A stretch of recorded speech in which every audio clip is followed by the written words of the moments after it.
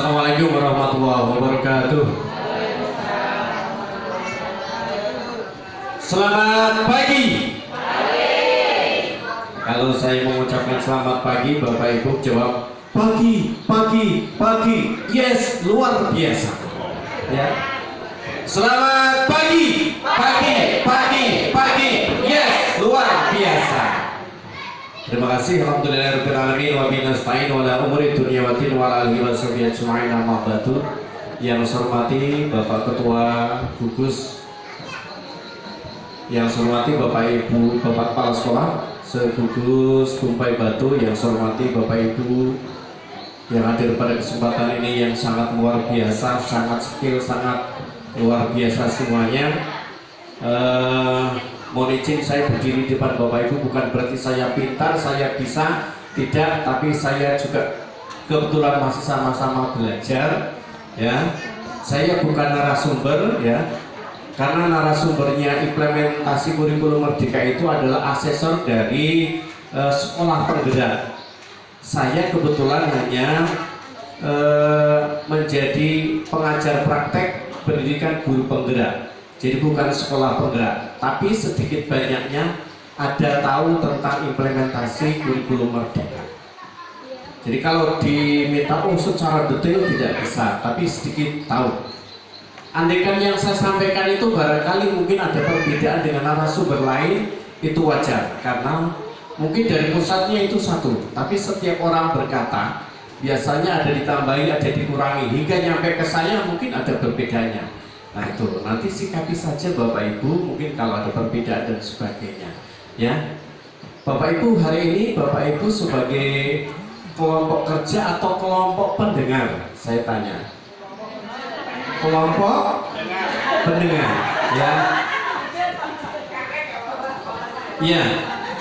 Karena saya lihat yang kalau kelompok kerja yang membuka buku catatan itu baru beberapa orang saja. Tepuk tangan bagi Bapak Ibu yang sudah membuka buku catatan. Terima kasih, luar biasa. Ya, baik Bapak Ibu, sebelum kita ke materi, saya ingin berkenalan dengan Bapak Ibu karena ada pepatah mengatakan tak kenal maka tak sayang. Ya, baik, ini profil saya Bapak Ibu. Mohon maaf saya bukan berarti menyombongkan diri, tapi inilah profil saya. Ya, saya pernah menjadi kepala SDS 1 SDN Bangun Jaya di PT Bangun Jaya Permai, mulai dari saya mendirikan TK, SD, SMP Bis Agro Internasional, itu yang saya kasih nama, saya yang mendirikan. Termasuk ini sekolahnya SD Bangun saya yang mendirikan. Ya, 8 tahun saya menjadi kepala sekolah di sekolah swasta. Ya, kemudian saya menjadi ketua Keluaran Pangkalan Banten 8 tahun bersama dengan beliau Kak Juni Purwoto. Saya manggilnya Kak karena kebiasaan di kepramukaan. Mungkin salah satu di sini orang yang paling kenal dengan saya, kiprah saya dari tahun 2010, Kak Juni. Jadi beliau yang paling paham dengan saya. Ya. Terus saya pernah menjadi ketua KKG Giajar Dewantara, sama juga namanya, ya. 8 tahun Bapak Ibu. Ya. Saya cerita sedikit. Tadi disampaikan ketua KKG, ya. Bagaimana sih bahwa kegiatan kita ini bisa menjadi kita bantukan untuk kenaikan pangkat, ya. Tadi saya ngomong juga di luar dengan ketua KKG. Saya 8 tahun Bapak Ibu bawakan dulu ada namanya KKG bermutu, ya, program bermutu yang dibiayai oleh pemerintah Belanda. Saya mendapatkan 2 periode dan saya ketuanya. Ya, itu kalau Bapak Ibu ingin mendapatkan sertifikat, kita 6 kali pertemuan Bapak Ibu, kita jadwalkan satu pertemuan ini 6 jam. Ya, berarti kurang lebih kalau 6 pertemuan 6 bulan, ya, 6 bulan itu sudah bisa dialokasikan sertifikat 32 jam. Dengan catatan kita seperti yang disampaikan Bapak Ketua MKKS Arut Selatan tadi, kita membuat jadwalnya, pematerinya, ya, kemudian daftar hadirnya juga lengkap, ya, dan itu nanti kita ajukan ke Dinas Pendidikan. Dinas Pendidikan nanti akan memberikan nomor registrasi surat sertifikat per orang, satu orang satu nomor surat. Kemudian kembali lagi ketua KKG buat sertifikatnya, ya. Kemudian kembali ke sana tinggal tanda tangan, sudah dapat itu. Jadi kalau 1 tahun kita bisa dapat 2 sertifikat. Nah itu ya.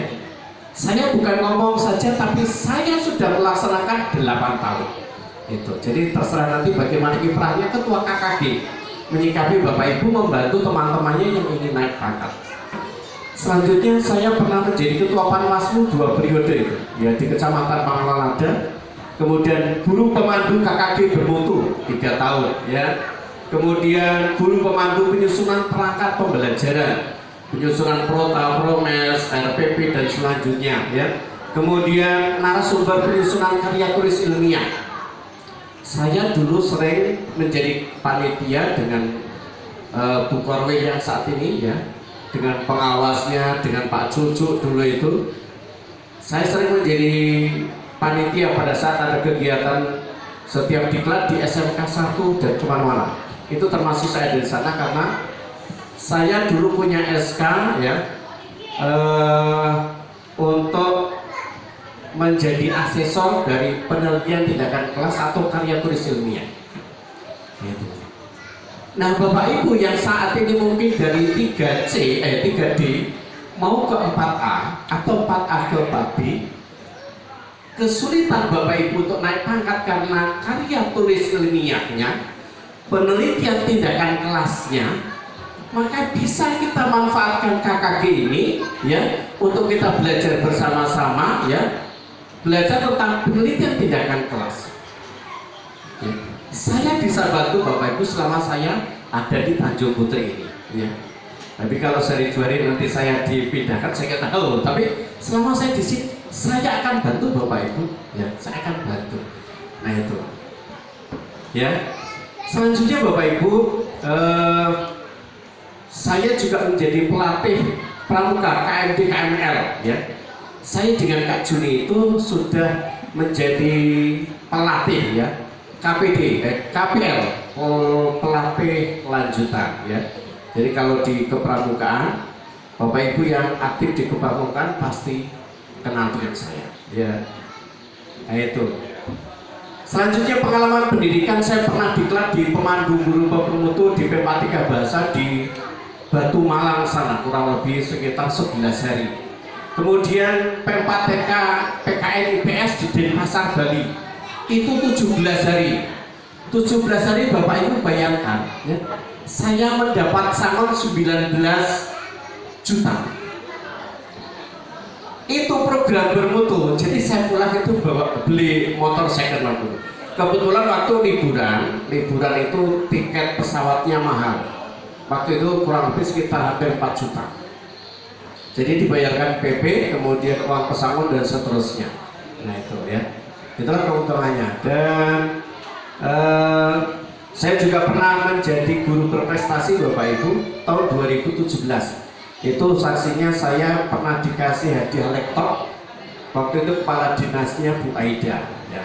Nah, dan sampai sekarang laptopnya masih ada. Luar biasa Bapak Ibu kalau kita sebenarnya bisa kreatif, ternyata rezeki itu datang kemana-mana, ya. Kemudian penghargaan bintang Pancawarsa 1, 2, 3, 4, 5 dan bintang penghargaan Dharma Bakti di Pramuka. Dharma Bakti ini di Kopar belum ada yang dapat, saya sudah dapat. Nah itu, ya. Mohon maaf saya bukan berarti ini apa ya kabur, tapi ini sekedar kenalan, ya. Terakhir saya Bapak Ibu di pengajar praktek pendidikan guru penggerak angkatan 4. Dan saya sudah didiklat lagi pengajar praktek angkatan 8.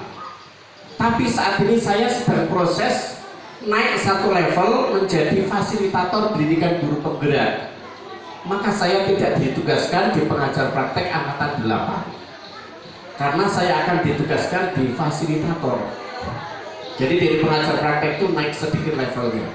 Karena kalau di fasilitator itu, kalau yang umum itu harus media suara. Pendidikan harus S2.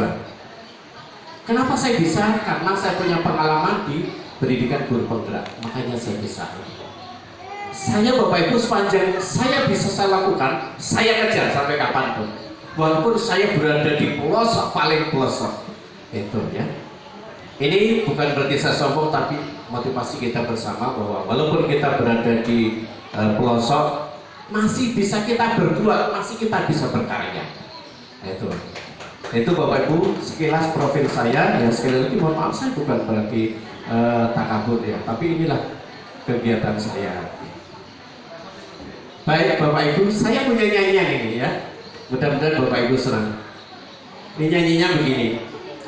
Kakak kukus kumpai batu, kakak dihajar dewantara, gurunya cantik-cantik dan ganteng, kreatif, inovatif, mandiri, pembelajarannya menyenangkan, administrasinya diutamakan, berkolaborasi dengan teman, refleksi tak pernah ditinggalkan. Nyanyian ini menggambarkan kita semua Bapak Ibu seorang guru-guru yang profesional yang selalu kreatif, inovatif, mandiri. Kemudian pembelajarannya di kelas menyenangkan. Administrasi tidak pernah diabaikan, tidak pernah ditinggalkan, selalu dibuat RPP, Prota, Promes, dan seterusnya. Apakah Bapak Ibu masih buat itu? Masih? Alhamdulillah, luar biasa ya. Kemudian berkolaborasi dengan teman, kerjasama dengan teman. Bagaimana Bapak Ibu ya membuat pembelajaran di kelas itu berinovasi, harus bisa bekerja sama dengan teman yang lain. Baik itu satu satuan pendidikan atau beda sekolah. Itu. Kemudian yang terakhir kita harus refleksi. Ini di kurikulum Merdeka itu harus ada yang namanya refleksi Bapak Ibu. Setiap akhir pembelajaran harus ada refleksi. Nah ini nyanyian kita ini adalah menggambarkan kita. Bisa kita sama-sama Bapak Ibu? Dan nanti harus hafal ya. Yang tidak hafal pulang nanti saya sanggui 10 juta yang tidak hafal. Baik, kita mulai 1, 2, 3. Kakak kukus kumpai batu, kakak dihajar dewantara, gurunya cantik-cantik dan ganteng, kreatif, inovatif, mandiri, pembelajarannya menyenangkan, administrasinya diutamakan, berkolaborasi dengan teman, refleksi tak pernah ditinggalkan. Nanti saya suruh maju per sekolah. Per sekolah saya suruh maju. Iya.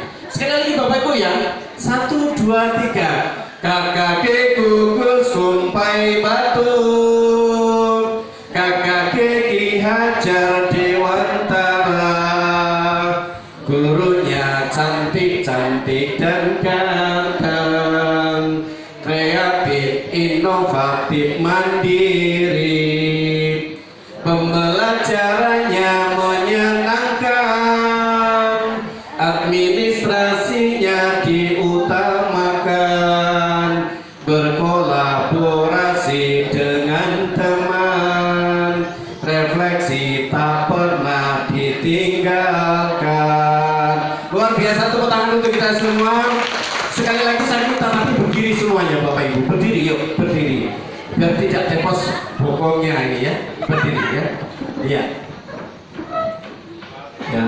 1, 2, 3. Kakak kukus kumpai,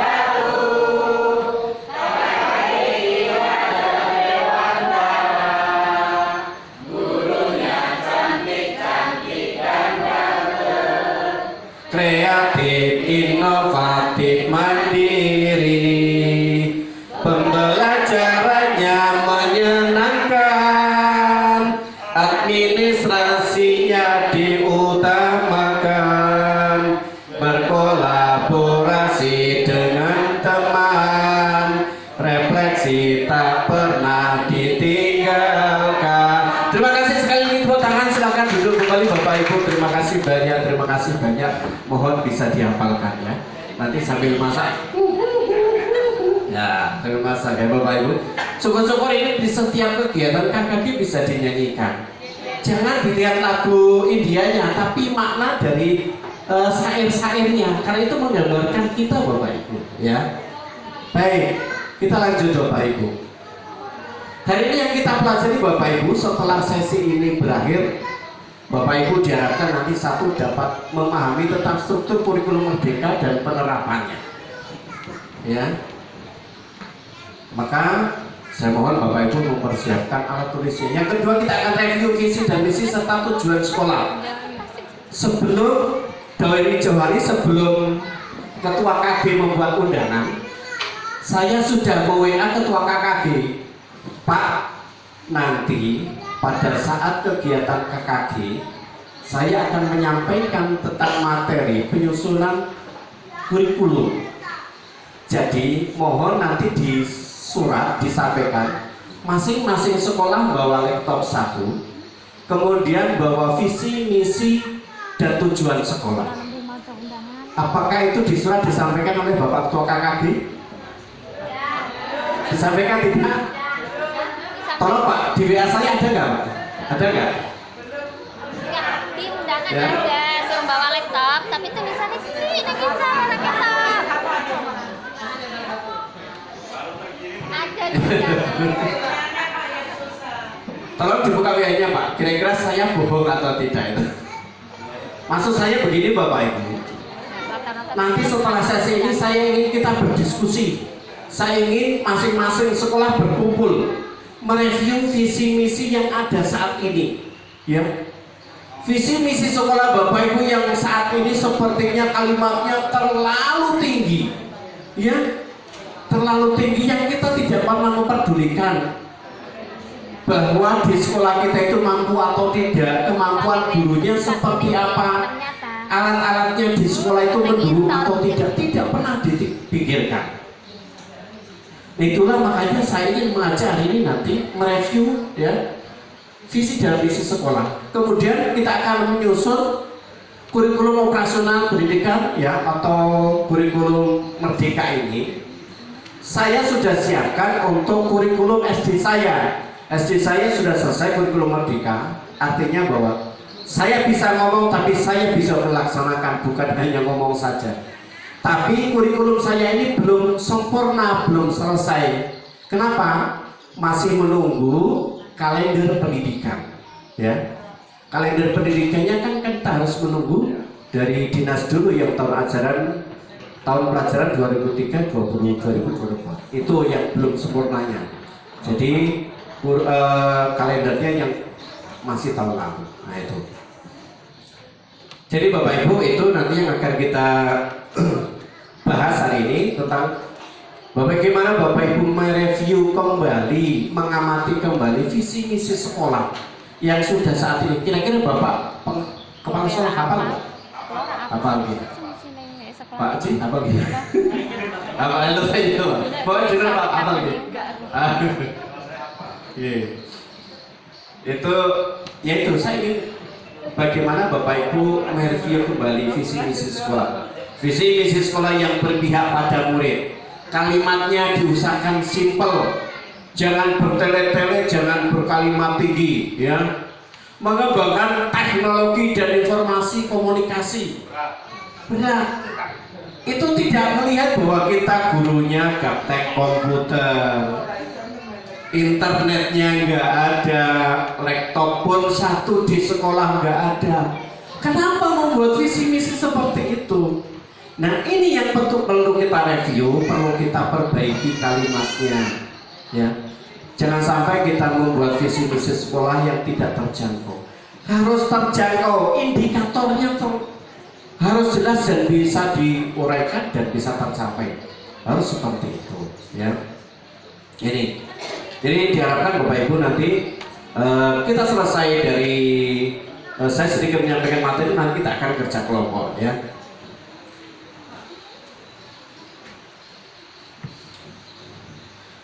Selanjutnya saya sedikit ada problem solving, Bapak Ibu bisa dicatat nanti. Saya minta tanggapan Bapak Ibu, ya.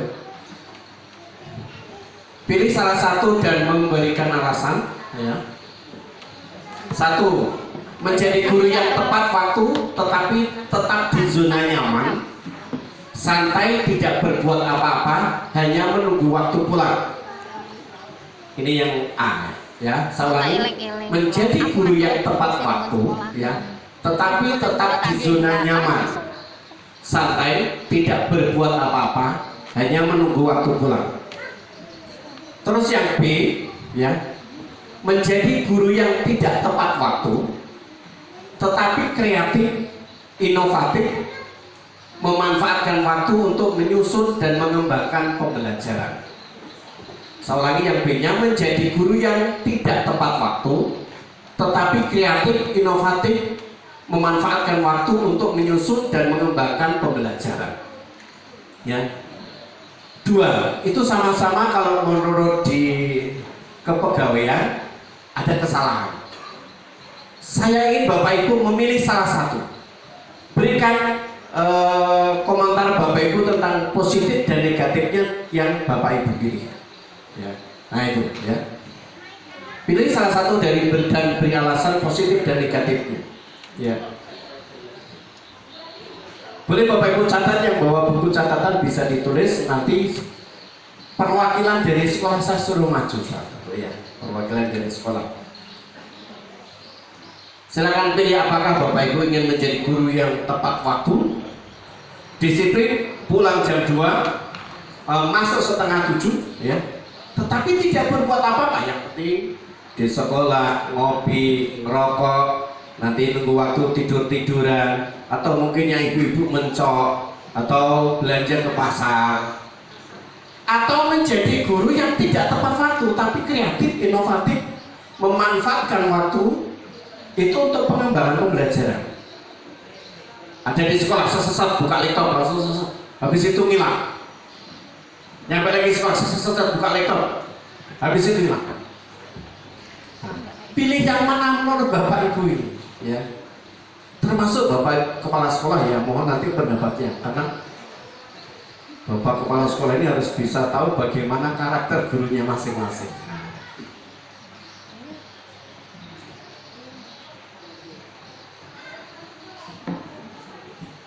Sudah Bapak Ibu?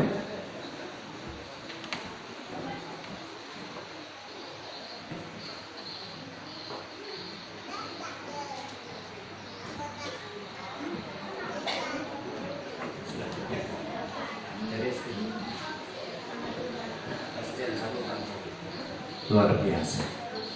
Ibu, kalau sudah silakan maju ke depan, Bu, coba.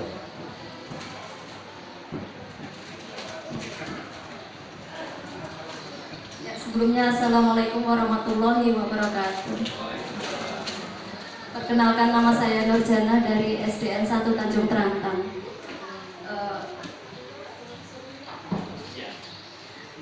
Saya pribadi, mohon maaf, ini saya pribadi tidak dengan SDN saya. Saya memilih untuk nomor 2. Tidak tepat waktu, guru menjadi guru yang tidak tepat waktu tapi kreatif, inovatif, memanfaatkan waktu untuk menyusun dan mengembangkan pembelajaran. Nah, dari sini saya memilih nomor 2 karena tujuan utama sebagai guru adalah tujuan guru utamanya adalah untuk peserta didik. Tujuan utama guru mengajar, mendidik peserta didik. Jadi kita nggak tahu, kita tetap disiplin. Tapi kalau tidak tepat waktu di sini, tidak seterusnya tidak tepat waktu. Nah, jawaban itu tadi Pak, tujuan utama sebagai guru yaitu untuk peserta didik. Percuma kita mau tepat waktu di zona nyaman, santai, tidak berbuat apa-apa, tinggal menunggu waktu pulang, tapi tidak fokus ke peserta didik. Itu aja Pak jawaban saya. Terima kasih. Baik, terima kasih, luar biasa. Beri tepuk tangan. Luar biasa, mantap. Saya ingin dengar dari SD 1 Terantang. Ini tadi SD 2 Terantang mana? Tanjung Kelantang monggo mewakili.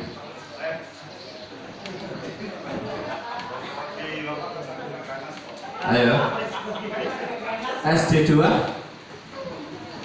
ada? Atau sebelum SD 2 mungkin SD 1 Kumpai Batu Bawah. Oh ya, Kumpai Batu Atas. Oke. Ya, SD 1 Kumpai Batu Atas. Monggo. Mewakili salah satu. Yuk. Iya. Yuk, dari SD 1 KBA.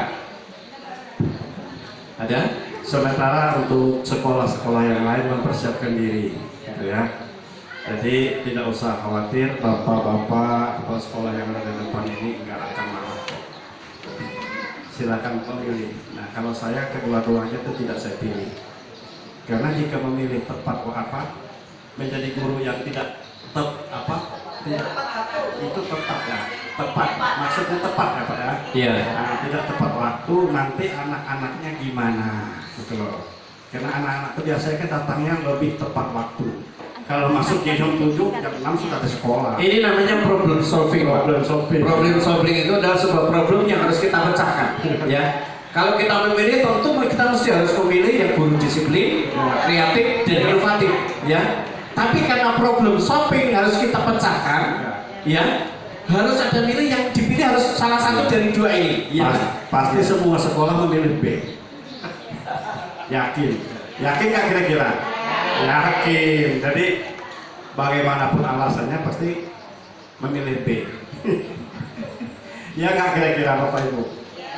Jadi kalau itu adalah merupakan satu problem yang harus kita pecahkan, pastinya memilih B. Karena kalau memilih A itu kan artinya kita hanya menunggu saja, tidak ada berbuat apa-apa, kan begitu kan?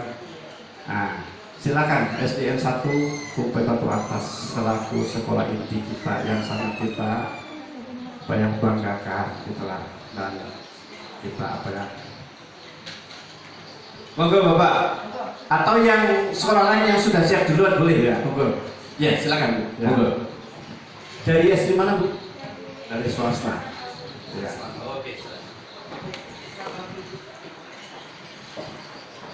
Assalamualaikum warahmatullahi wabarakatuh.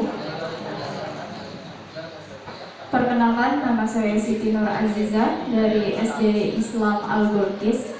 Di sini saya memilih untuk problem solving, yaitu di B, menjadi guru yang tidak tepat. Walaupun di sini memang ada plus dan minusnya. Plusnya, di sini kita dapat memanfaatkan waktu luang, waktu jam istirahat ataupun apa untuk mengembangkan kreativitas kita, untuk membuat siswa menjadi lebih aktif dan kreatif dan inovatif di dalam kelas. Dan minusnya itu tadi, kita tidak tepat waktu sehingga kita tidak dapat mengkontrol siswa untuk mematuhi peraturan yang sudah ada di sekolah. Itu untuk pendapat saya. Sekian, terima kasih. Wassalamualaikum warahmatullahi wabarakatuh. Terima kasih, beri aplaus untuk Ibu dari SD Islam Al Bukis ya. Luar biasa, jawabannya sama dengan SD 1 Tanjung Terantang. Iya. Kak Juni, monggo kadene monggo Kak Juni, Pak Juni Purwoto, silakan.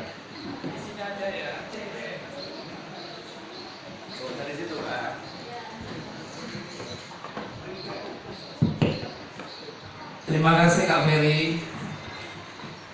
Kalau saya pilih yang A ya. Pertama ya, menurut saya tepat waktu itu merupakan sesuatu yang luar biasa bagi saya. Karena tidak ada hal-hal yang tertinggal, tidak ada apapun ya. Tinggal bagaimana caranya nanti meningkatkan kreativitas siswa maupun gurunya. Karena kalau dengan tepat waktu, semuanya akan berjalan dengan lancar. Selanjutnya kalau kita mengajari anak tidak tetap waktu atau tidak tetap tepat waktu maksudnya ya, saya kira anak-anak itu mau jadi apa nantinya? Budaya antri aja tidak bisa, lalu Nomor A, Bapak milih nomor A. A. Alasan positifnya apa, alasan negatifnya apa? Oh, positifnya tepat waktu adalah gambaran bahwa kita disiplin terhadap waktunya. Negatifnya ya rata-rata pegawai itu berbuat santai ya. Menunggu jam pulang itu sudah hal yang biasa ya. Saya kira bukan hal tidak aneh lagi ya. Lalu negatif yang lain, gimana kalau pegawai itu tidak berbuat banyak, itu tidak ada hasil karya yang merupakan kreatif dan inovatifnya, itu aja.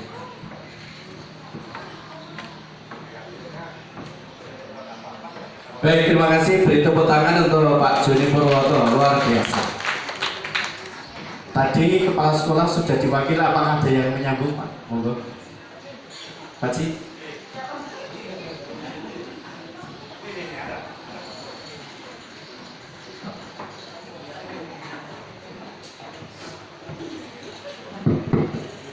Iya, terima kasih Pak Beri. Jadi kalau lihat problem solving ini, mana yang dipilih? Kalau menurut saya itu sama dengan Pak Joni. Jadi yang pertama itu adalah menjadi guru yang tepat waktu. Dengan waktu yang tepat waktu, seiringan itu nanti semua bisa terarah ke waktu.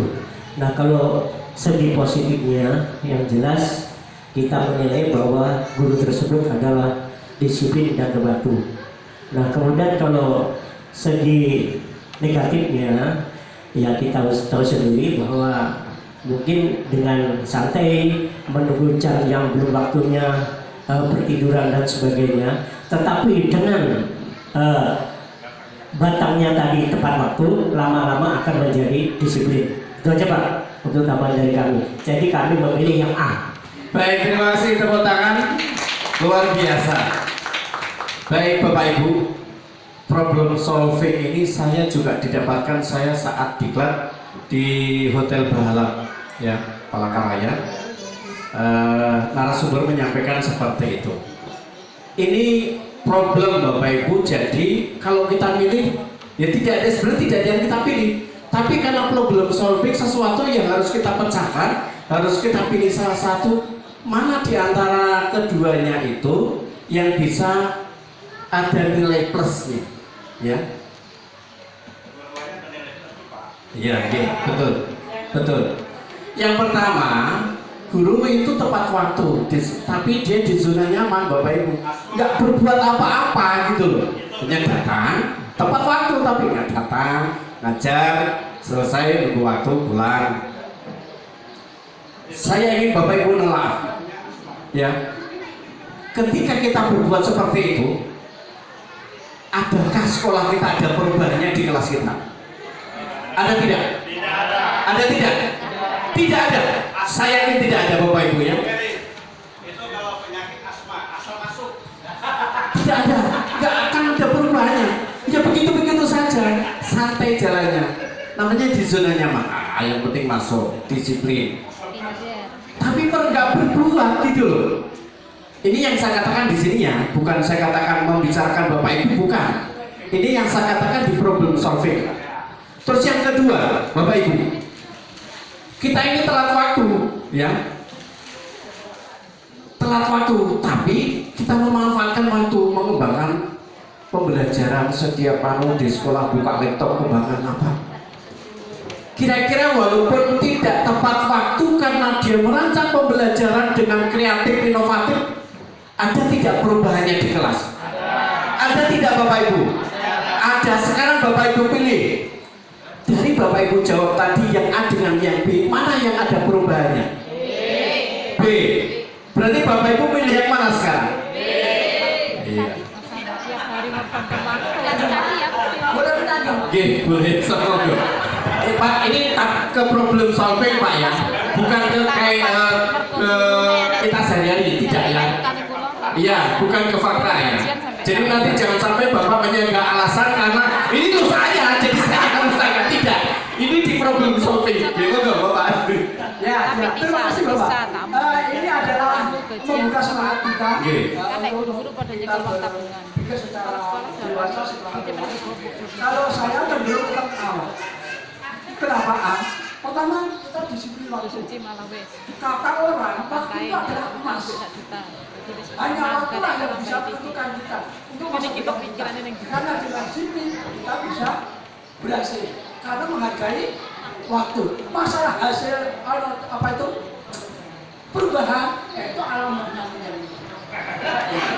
Ya, kita tidak mungkin kalau kita datang tepat waktu tidak berbuat apa-apa. Hanya mungkin kurang maksimal. Nah, mungkin itu. Itu karena dengan menghargai waktu itu akan menentukan segala-galanya. Tapi ada Pak. Silakan Pak. Oke, silakan. Terima kasih Pak ya. Sama-sama. Bagus ini ya. Begini ya, sanggahnya kita supaya apa ya cerah semuanya. Iya. Seandainya kita seorang petani, pagi-pagi sudah datang ke ladang tepat waktu, ya. Dia mau menebas atau lubang kayu untuk ladang yang rencananya tanam padi. Hanya duduk saja termenung sambil, oh ini nanti roboh ke sana, yang ini roboh ke sini, sampai sore tidak berbuat apa-apa. Pulang dia. Besoknya datang lagi sama seperti itu. Sampai orang sudah panen dia tetap seperti itu.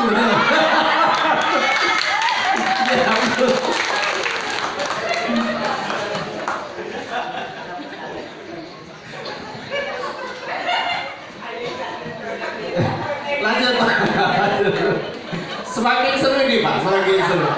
Dan ini namanya diskusi Pak, namanya problem solving harus kita pecahkan. Ingat sekali lagi jangan membawa aktivitas kita loh ya.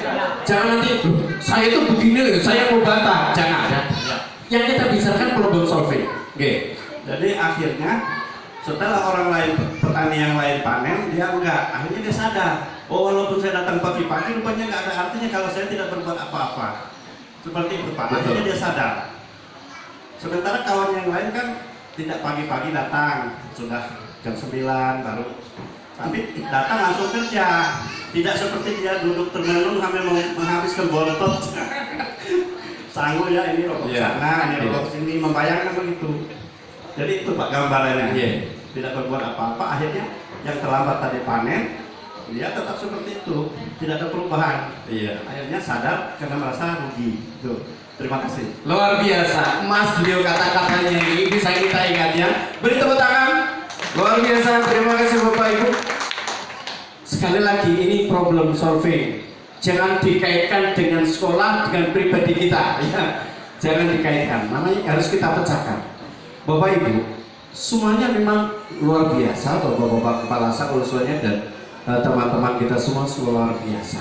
Ya, sekali lagi bahwa yang saya tekankan di problem solving adalah hasilnya, outputnya yang kita dapatkan atau yang kita minta nanti dengan dua problem itu outputnya mana yang paling banyak, yang paling bagus, yang membawa perubahan. Itu ya. Sekali lagi ini saya ingin voting aja ya. Nanti pelaksanaannya monggo dipikir di rumah masing-masing ya. Mau yang A atau yang B silakan. Tapi saya ingin tahu lah di sini. Yang memilih A, tunjuk tangan. Yang milih A, silakan. 1, 2, 3, 4, 5, 6, 7, 8, 9, 10, 11, 12, 13, 14, 15. Baik, terima kasih luar biasa. Yang milih B, tunjuk tangan. 1, 2, 3, 4, 5, 6, 7, 8, 9, 10, 11, 12, 13, 14, 15, 16. Ya kurang lebih saja, 50-50. Ya. Pak Aris milih apa ini? Atau B? B. Y, Pak. Kalau secara voting yang menang B. Begini Bapak Ibu. Jadi karena saya untuk waktu itu mendapatkan dari narasumber, saya juga sampaikan dari narasumber ya. Dari ini saya menyampaikan kesimpulan bahwa kita percuma Bapak Ibu disiplin, tapi kita nggak berbuat apa-apa gitu loh. Tidak akan ada perubahan. Maka saya katakan Bapak itu ucapannya emas, gitu loh. Memberikan ibarat tapi betul mengenal. Tidak berbuat apa-apa tidak akan ada perubahannya di sekolah kita. Biarpun guru itu telat, datang, pulang. Tapi kalau dia yang merancang pembelajaran dengan menyenangkan, dengan kreatif, inovatif, itu yang sedikit demi sedikit, lambat-lambat yang akan membawa perubahan sekolah kita. Terlepas dia itu memang tidak disiplin, itu problem solvingnya yang harus kita pecahkan, gitu loh. Tapi di sekolah yang akan membawa dampak perubahan, guru yang seperti itu, ya, guru yang kreatif inovatif itu yang akan membawa perubahan di sekolah. Kalau bapak ibu setiap hari sekolah gendong laptop, di kelas buka laptop, saya yakin pasti itu guru yang kreatif, ya. Tapi mohon maaf sekali kalau bapak ibu ngajar, ya, yang ibu-ibu nih pakai tas yang ini sebegini, pakai tas yang sarjana yang ke pasar, ke mall itu, bapak ibu jangankan dikatakan kreatif, pokoknya yang penting datang, duduk nih, catat, benar, itu. Tapi kalau bapak-bapak, ibu-ibu ya datang ke sekolah bawa laptop, di kelas buka laptop, ya, saya yakin bahwa itu adalah guru yang kreatif. Nah, itu, ya. Mohon maaf bapak ibu, saya di sini ya dari datang itu langsung ke kelas. Saya kalau istirahat, kalau mau ketemu kepala sekolah tertentu saja. Tapi saya begitu dari awal pelajaran sampai mau pulang, saya buka laptop. Baru pulang saya gendong, ya. Sampai dulu ini belum aspal, jatuh bangun laptop itu sampai habis jual. Gendong terus setiap hari bapak ibu, gendong terus. Nah, itu. Kenapa? Saya ingin kerja. Datang bukan hanya sekedar ingin duduk, diam, duit, tidak. Tapi saya ingin berbuat. Nah, itu. Akhirnya apa? Saya bisa ikut guru penggerak. Saya bisa menjadi fasilitator. Begini Bu, saya 2 tahun dari kepala sekolah Pak Made di sini yang merancang menyusun kurikulum saya. Sampai saat ini juga saya. Begini Bu, itu yang saya harapkan bahwa kita bapak ibu bukan hanya sekedar disiplin waktu, tapi kreatif inovatif harus. Itu yang diharapkan ya. Sekali lagi mohon maaf, saya bukan berarti menyombongkan diri tapi motivasi untuk kita semua ya. Walaupun kita barangkali bapak ibu mungkin sudah 1-2 tahun memasuki masa purna tugas, tidak ada salahnya menjelang purna tugas berbuat sebaik-baiknya untuk sekolah. Betul tidak bapak ibu? Baik. Tepuk tangan untuk kita semua, terima kasih. Baik, kita tinggalkan problem solving, nanti dipikir kembali di rumah di masa ini. Ya, tadi saya sangat mengenal ya tadi penyampaian Pak Wisnu tadi ya.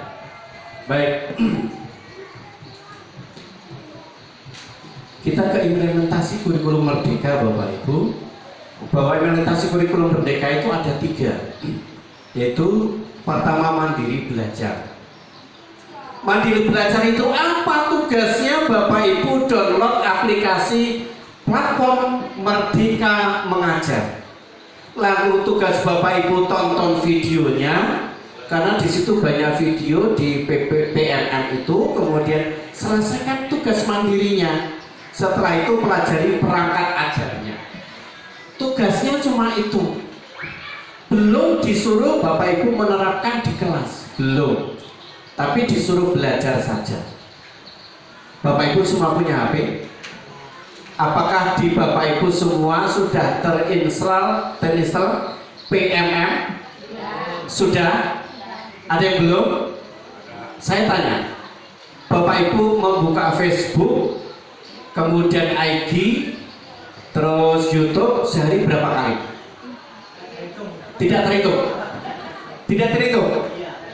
Apakah bapak ibu sekali saja sehari membuka PMM? Tidak.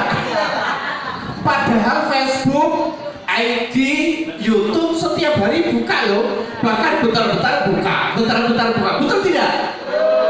Sekali saja tidak pernah buka PMM. Itu bapak ibu materi atau keprofesian kita ada di PMM. kita disuruh belajar di situ. Kalau Bapak Ibu itu terlewatkan, bahkan mungkin sebulan sekali itu tidak pernah buka, ya kebangetan loh. Betul tidak?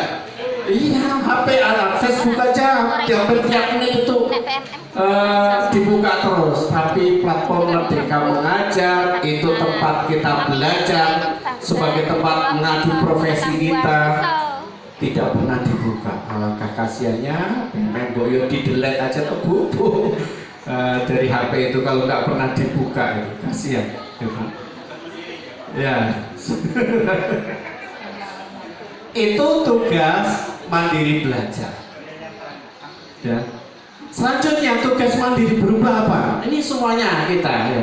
Yang tahun ini kita akan sama-sama kembali buka platform Merdeka Mengajar. Ya. Masih disuruh menonton videonya karena di situ banyak video tentang kegiatan pembelajaran berdiferensiasi, kemudian makna filosofi Ki Hajar Dewantara dan seterusnya. Kemudian disuruh download perangkat ajar, disuruh download ATP, CP, kemudian modul ajar, Prota, Prosem dan seterusnya. Ada di situ sudah lengkap. Bagaimana cara penggunaannya Bapak Ibu? Kalau tidak mau mengedit, langsung saja print just ya. Jangan dirubah nama pembuatnya. Tapi boleh Bapak Ibu tanda tangan di bawahnya digunakan oleh siapa? Tanda tangan, kemudian tanda tangan kepala sekolah. Boleh.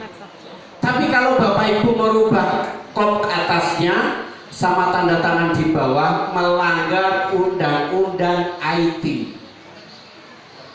Ya, plagiat namanya.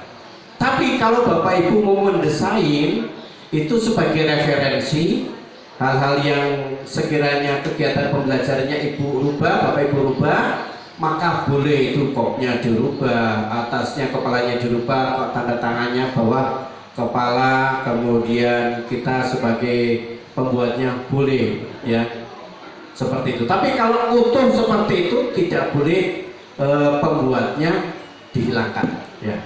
Nah itu mudah sekali, tinggal print tanda tangan pengguna digunakan oleh tanggal sekian, kemudian mengotori kepala sekolah, gampang sekali. Nah itu kalau Bapak Ibu rubah kepala dan bawahnya saja melanggar undang-undang IT. Nah itu. Kemudian terapkan di kelas 1 dan kelas 4 ya, bahwa mandiri berubah ini kurikulum merdeka yang tahun pelajaran 2023-2024 hanya berlaku bagi kelas 1 dan kelas 4. Kelas 2, kelas 3, kelas 5 dan kelas 6 masih menggunakan kurtilas ya. Tadi dibilang Bapak tadi kurtilas nih Pak. Ya, kurtilas. Kurikulum tidak jelas. Kurtilas kurikulum 2013 ya. Berarti administrasinya Bapak Ibu yang kelas 2, kelas 3, kelas 5, kelas 6 masih menggunakan kurikulum 2013. RPP, Prota, Promes, Silabus masih menggunakan kurikulum 2013. Yang menggunakan perangkat ajar kurikulum merdeka baru kelas 1 dan kelas 4. Oleh sebab itu nanti Bapak Kepala Sekolah ketika tahun ajaran baru ini ya, pilih kelas 1 dan kelas 4 itu minimal yang bisa IT Pak, yang bisa laptop, jadi nanti mengunduh-unduh apa itu perangkat ajar itu mudah. Nah itu ya, nah itu mandiri berubah ya. Kemudian yang ketiga adalah mandiri berbagi. Mandiri berbagi itu sama dengan mandiri berubah ya. Buka platform Merdeka Mengajar, rancang perangkat ajarnya, kita merancang sendiri, tidak boleh plagiat, tidak boleh meniru punya orang ya. Kemudian terapkan di kelas 1 dan kelas 4, kemudian berbagi dan upload atau diunggah di PMN, itu berbagi ya. Ingat, kalau kita berani berbagi tidak boleh menggunakan karya orang lain, kita akan kena undang-undang IT.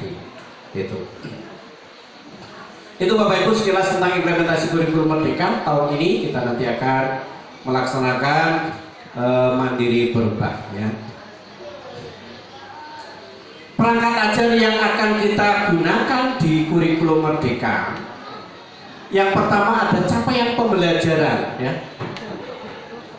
Kemudian capaian pembelajaran itu kalau di Kurtilas atau kurikulum 2013 itu namanya KIKD atau kompetensi inti dan kompetensi dasar. Di Kumer atau kurikulum Merdeka itu namanya capaian pembelajaran. Selanjutnya ada ATP atau alur tujuan pembelajaran. Kalau di kurikulum 2013 atau Kurtilas itu namanya silabus, tapi di Kumer namanya alur tujuan pembelajaran atau ATP. Ya. Kemudian ada prota prosem, ya. Di Kurtilas namanya prota promes. Ya, beda prosemnya sama promesnya saja. Okay. Kemudian kurikulum Merdeka itu namanya modul ajar. Kemudian di Kurtilas namanya RPP. Bapak Ibu, RPP dengan modul ajar lebih panjang, lebih rumit modul ajar, ya, lebih rumit modul ajar. Padahal RPP itu sebenarnya kemarin sudah disederhanakan 1 lembar, tapi ketika ada modul ajar malah jauh lebih panjang, ya. Berikutnya ada profil pelajar Pancasila, ya, yang 6 dimensi itu. Kemudian di Kurtilas namanya PPK, penguatan pendidikan karakter, ya, penguatan pendidikan karakter atau PPK. Sebenarnya sama aja, hanya beda namanya, ya. Oke. Kemudian ada namanya LKPD, lembar kerja peserta didik. Kalau di Kurtilas namanya LKS, ya. Kemudian ada namanya KKTP, kriteria ketercapaian tujuan pembelajaran. Di Kurtilas namanya KKM, di Kumer namanya KKTP. Kemudian di Kumer namanya KOSP, kurikulum operasional di satuan pendidikan. Di Kurtilas namanya K13 atau KPSP. Inilah perbedaan-perbedaan bahasanya tentang perangkat ajar yang disiapkan. Bapak Ibu nanti, ya, sekali lagi di kelas 1 dan kelas 4 akan berbeda dengan di kelas 2, kelas 3, kemudian kelas 5 dan kelas 6. Nah, itu. Kita lanjut.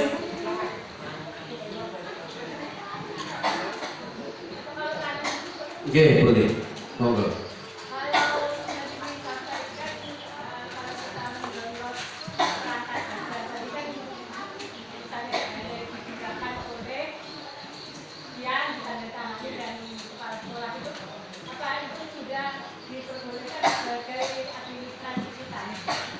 Bisa, bisa, Bu.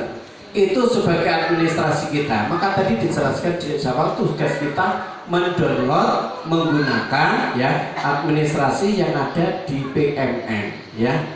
Mendownload menggunakan boleh Bapak Ibu di riset ulang atau diperbaharui, boleh juga digunakan apa adanya. Itu. Nggih. Bisa, nggih. Yang penting di bawahnya digunakan oleh Ibu, pokoknya tanggal sekian montoy kepala sekolah. Tapi yang tanda tangan pembuat jangan dihilangkan. Gitu. Nggih. Ada lagi Bapak Ibu, terima kasih Ibu. Ada lagi? Kalau nggak ada kita lanjutkan. Apa kekhasan dari kurikulum Merdeka? Kekhasannya adalah bahwa kurikulum Merdeka itu ada kegiatan intrakurikuler dan ada kegiatan proyek penguatan profil pelajar Pancasila. Bagaimana mengalokasikannya? Bahwa kurikulum kegiatan intrakurikuler itulah kegiatan di setiap mata pelajaran. Ada PPKN, ada pendidikan agama Islam dan budi pekerti, kemudian ada ilmu pengetahuan alam dan sosial, ya, IPAS. Dulu IPA dengan IPS sekarang digabung menjadi IPAS, ya, digabungkan. Kemudian ada matematika, ada seni dan seterusnya. Ini masuk di dalam kegiatan intrakurikuler, ya. Kemudian di profil penguatan, proyek penguatan profil Pancasila ini mengacu pada standar kompetensi lulusan dan dialokasikan sekitar 20% beban belajar per tahunnya.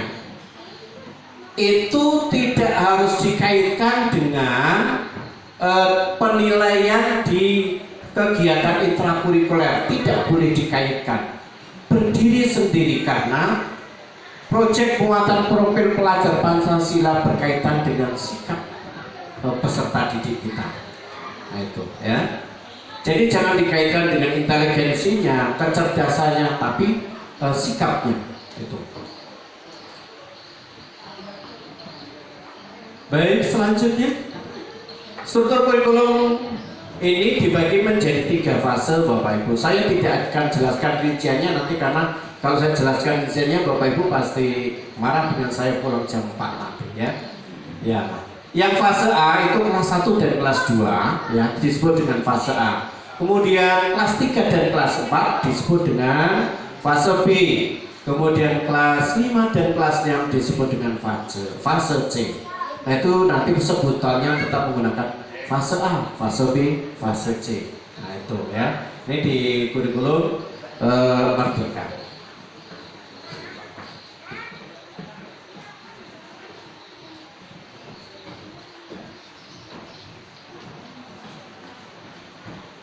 Kemudian pelaksanaan profil penguatan profil pelajar Pancasila yang pertama Bapak Ibu dilaksanakan dengan fleksibel ya.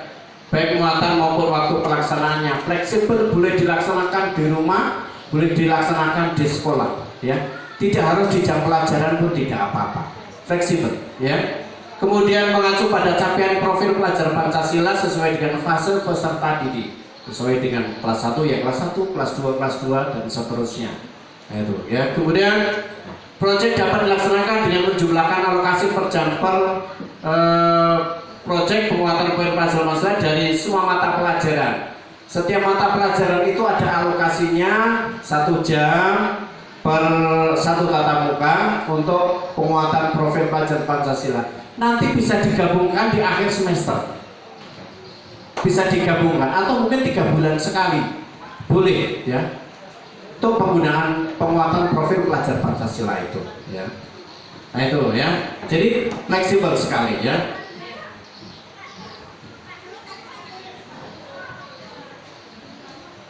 Ada yang hafal dengan lagu ini Bapak Ibu? Pelajar Pancasila beriman dan bertakwa pada Tuhan yang Esa dan berakhlak mulia, berkebinekaan global, gotong royong mandiri, kreatif dan bernalar Kristus. 1, 2, 3. Pelajar Pancasila beriman dan bertakwa pada Tuhan yang Esa dan berakhlak mulia, berkebinekaan global, gotong royong mandiri, kreatif dan bernalar kritis. Ada yang bisa sambil memperagakan? Bisa Bu? Coba. Bisa. Coba. Iya, sambil peragaannya. Belajar Pancasila beriman dan bertakwa pada Tuhan yang Esa. Bisa.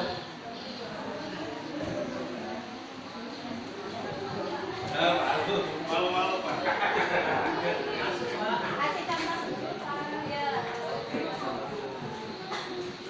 Kita pakai gerakan begini ya, gerakannya.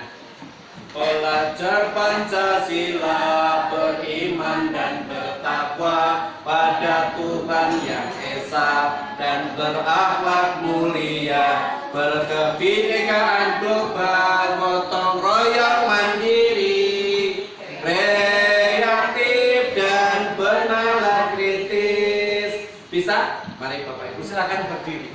Biar tidak tepos ya. Biar tidak tepos. Ayo, mari berdiri.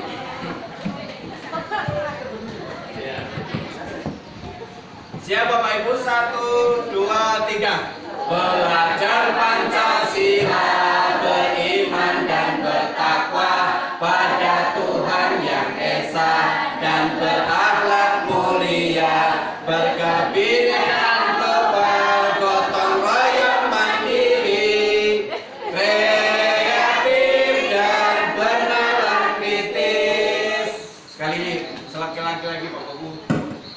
sekali lagi ya, tadi mandirinya seperti ini, saya lupa tadi ya. Mandiri ya, ya. Pak Irwan di video ya, biar nanti dikirim ke ya. Siap? 1, 2, 3. Belajar Pancasila, beriman dan bertakwa pada Tuhan yang Esa dan berakhlak mulia, berkebinekaan global, gotong royong mandiri, kreatif dan bernalar kritis. Sekali lagi yang kompak. Dengan sini. Siap ya. Ini nanti persekolah yang bagus ya, akan saya ajak dimakan rumah makan Relax. Ya.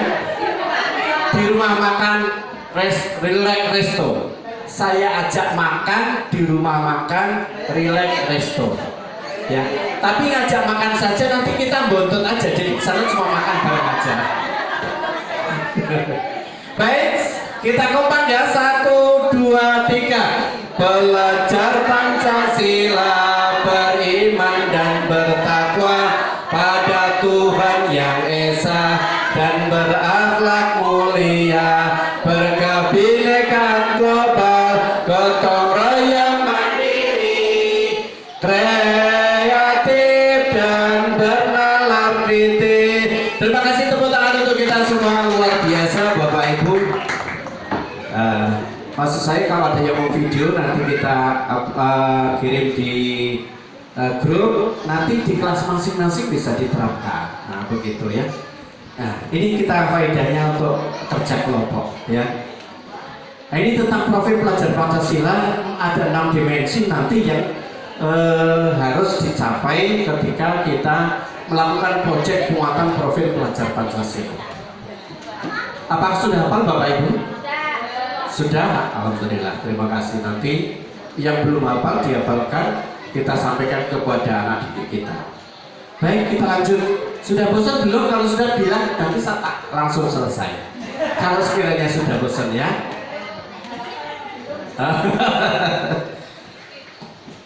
Baik, Bapak Ibu, saya memang begini kalau menyampaikan materi, saya tidak saya selingi dengan kegiatan-kegiatan supaya Bapak Ibu tidak bosan.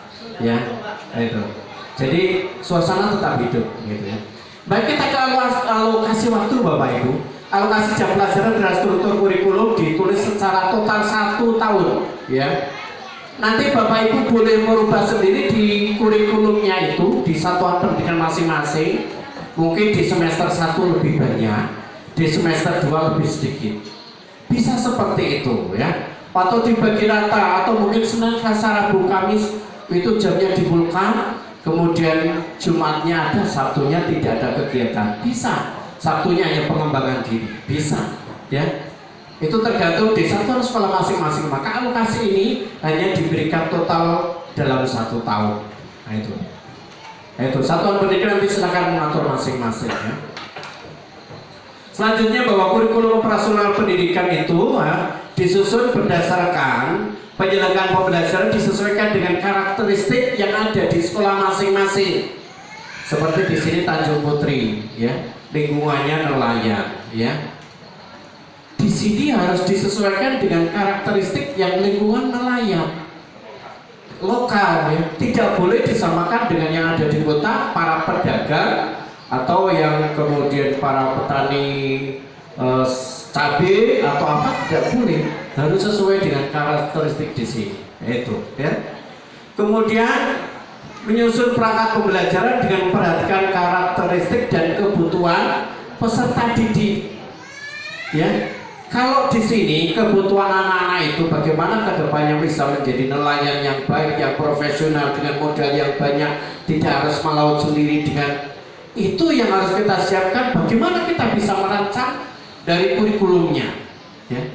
Jangan sampai di sini situasinya sudah perairan seperti ini, ya, kemudian dimasukkan pertukangan atau apa dan lain sebagainya, tidak nyambung. Inilah perlu kita memperhatikan karakteristik di lingkungan satuan pendidikan masing-masing. Selanjutnya kurikulum operasional satuan pendidikan itu dikembangkan sesuai dengan karakteristik kebutuhan peserta didik di satuan pendidikan di daerahnya, ya. Dan disampaikan kemudian melibatkan seluruh pemangku kepentingan termasuk siswa, komite dan masyarakat. Bapak Ibu, ya, ketika nanti Bapak Ibu merancang kurikulum itu, ya, harus melibatkan orang tua, kemudian juga komite. Maksudnya melibatkan itu minta pendapatnya.